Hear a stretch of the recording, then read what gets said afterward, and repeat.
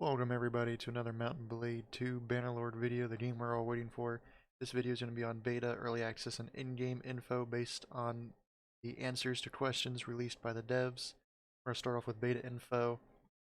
Once beta does start, we can report bugs, issues, and any suggestions. There will be a section on the official Taleworlds forum for that. They said that keys will be given out based on groups or in stages. They said be sure to sign up with your actual computer specs because the PC specs are going to be used to determine which group you're in. They're going to have groups with older and lower performing PCs to see how the game performs with those machines. They do want us to put our actual machines in there. Just don't say you have an i9 if you have an i5, for instance. They want to know exactly what it is. That way they can see how the games run in each individual group.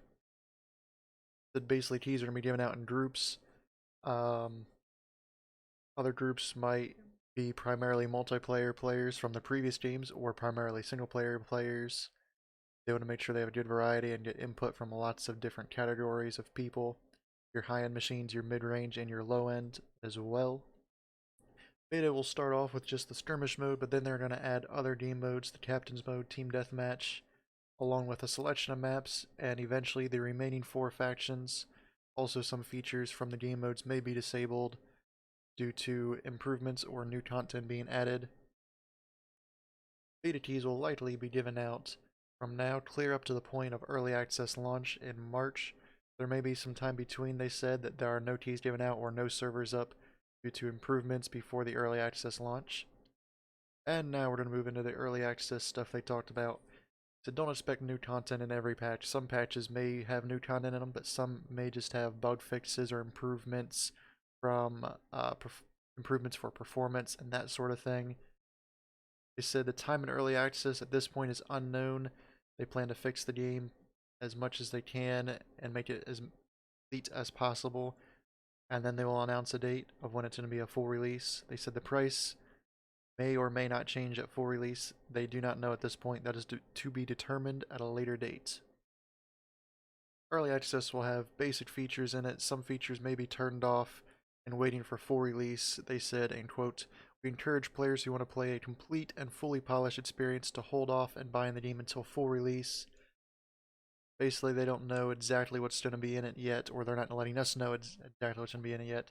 But if you want a full game, they're advising to wait till the full release. It's basically for the ones that want to put input in to see how the game is completed so far and make suggestions, improvements, report bugs, that sort of thing for early access to help them shorten that time of bug testing.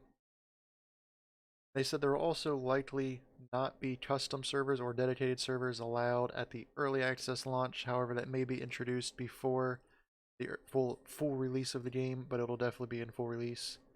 They said some in-game stuff. They said banners and banner barriers or carriers will be in the game, and they're going to be more polished than previous titles or previously seen.